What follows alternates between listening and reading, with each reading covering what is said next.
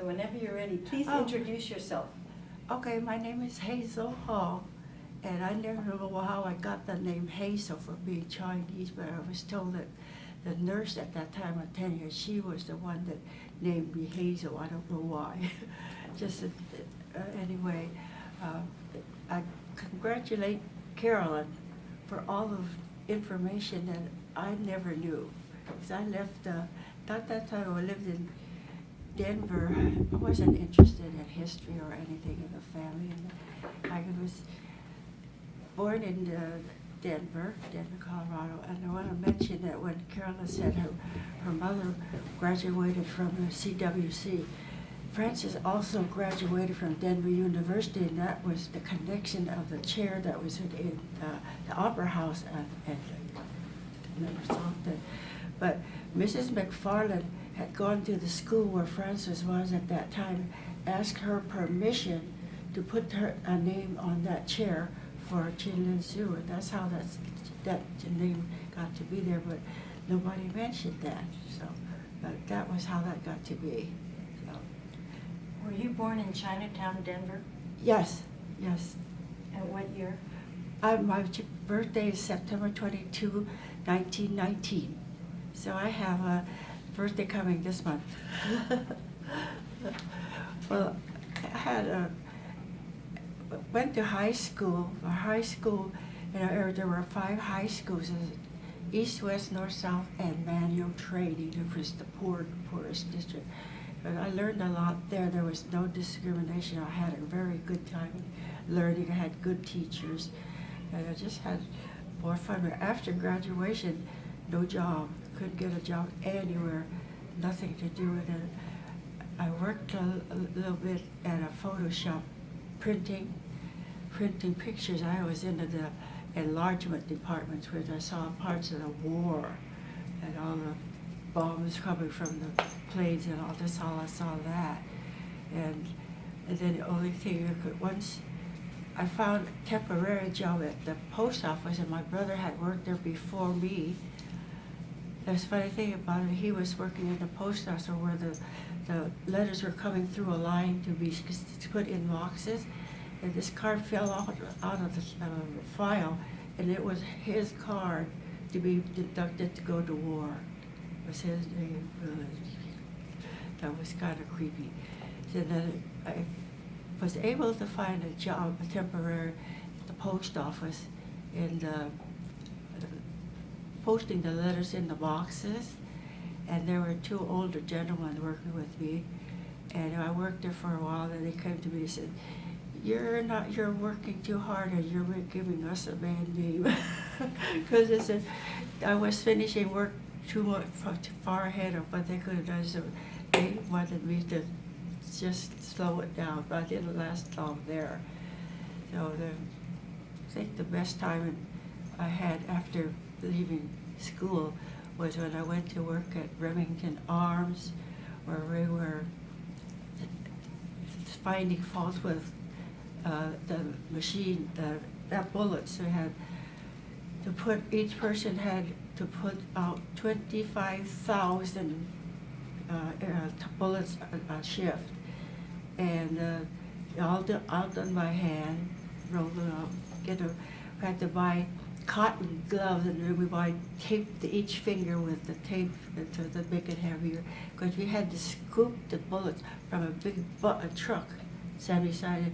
Then we put all the full in the same way, so that we choose to see what the primer was there, or if it's crooked, or if the shell was crooked or scratched. We had that. $25,000 for each person there, and they also had a little box on the side where I missed. A lot of people missed the effects, but that's the best time I had. There was no discrimination there. I had a lot of good friends, and we worked 3 shifts all the time. It was fun there. That's about all.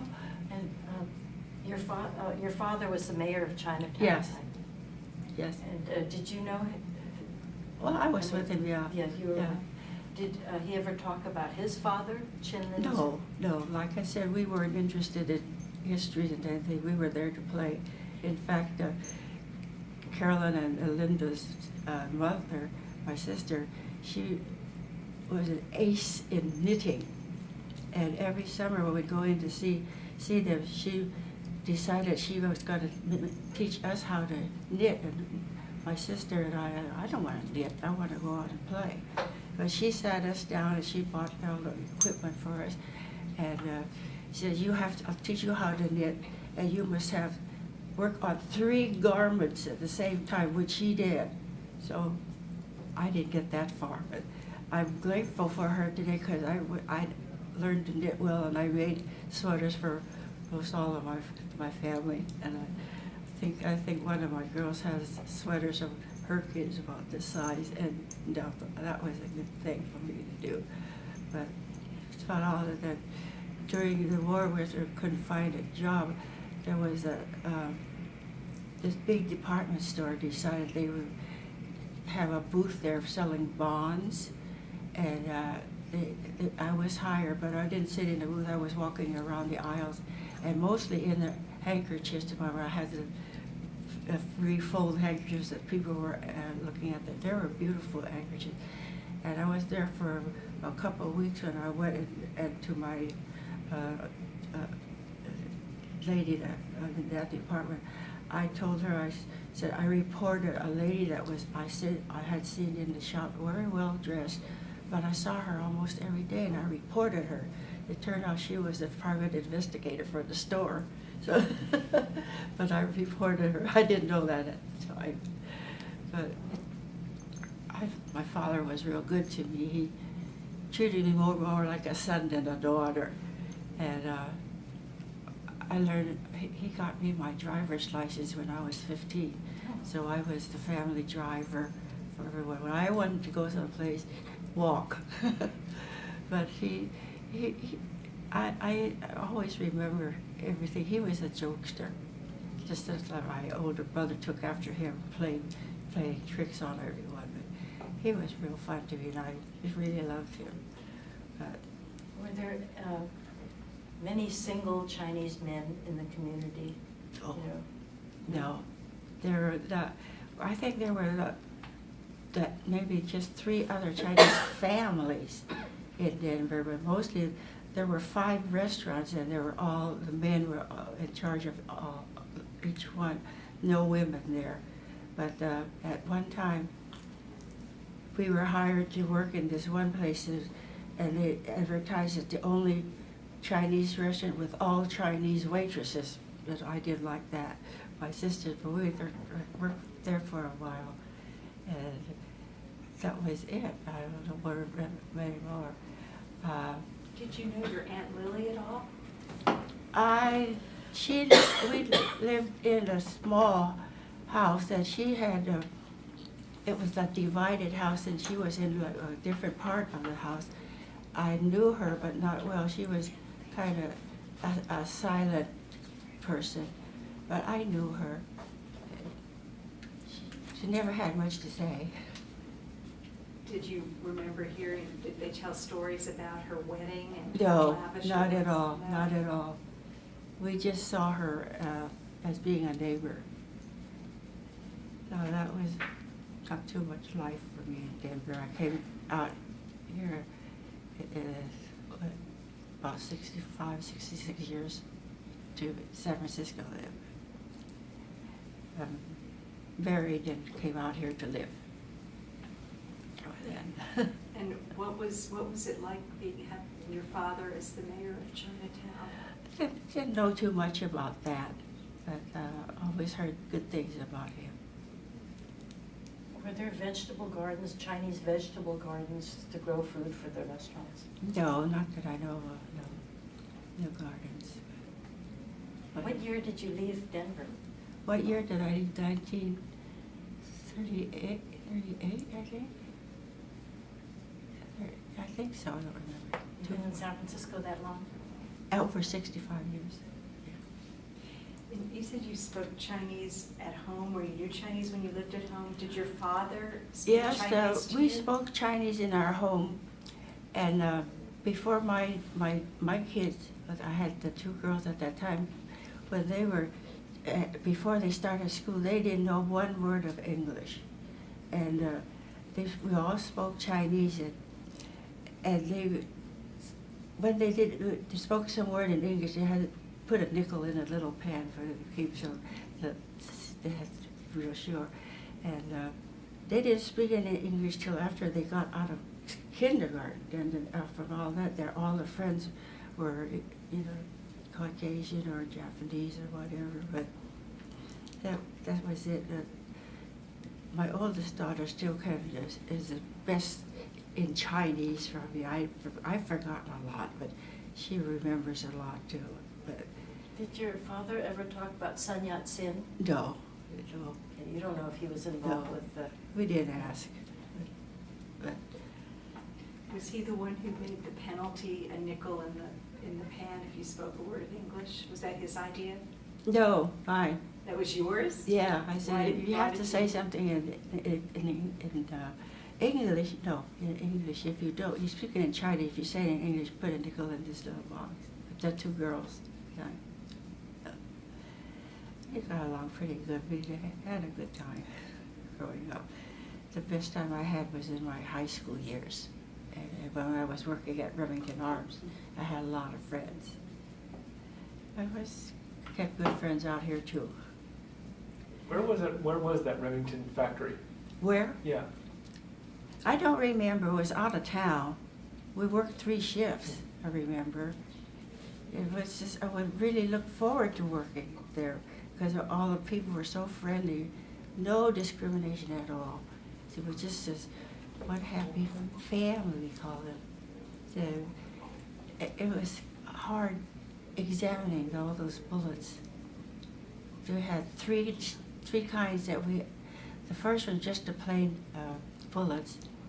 We had the tracer bullets, one had a red tip, and the one what was a go through metal, I forgot the name, it was black tip. The black tip we all wanted to enjoy more because there were never too many mistakes. Crooked casings or anything. The red ones were tracers. They were okay, but the plain bullets were, something was always wrong with many of them. They were very careless. But it was fun for us, and hard work, long hours. Golden, Colorado. And your husband, when did you meet your husband? His a group of, let's see, so they had come into Denver for a while, and we met in Denver, and we kept in contact after he moved back, when he went back to San Francisco. So What's his name? Harry Hong, and we got married in my sister Frances' garden. Beautiful guy. And what kind of work did he do? Pardon me? What kind of work? He worked at immigration. He was a translator there.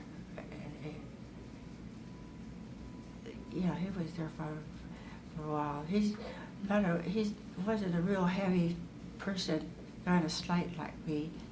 But they used to go out on watches, and he's small as well, bring in these big Latin people sometimes to go for interviews and to send them back to Mexico. I remember we were trying, he arrested one, and they just says, "Goodbye, I'll see you next week," because I mean they come from Mexico. So, and a couple of times I had to go on with him to wait out for some reason. They were looking for some person, but he made me sit out in the car with him and wait for if that person would come out not to be arrested. Yes, he was an interpreter. Do you have memories of family holidays? Which holidays did your family celebrate? Chinese holiday, we celebrated the most.